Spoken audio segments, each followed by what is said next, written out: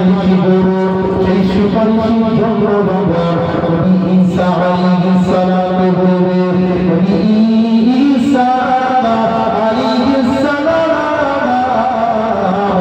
একবার বলবে আমি কিন্তু সুপারিশ করতে পারবো না ওই উম্মতগুলো বাবা বিভ্রান্তির মধ্যে পড়ে যাবে বিভ্রান্তির মধ্যে পড়ে গিয়ে সর্বোপরি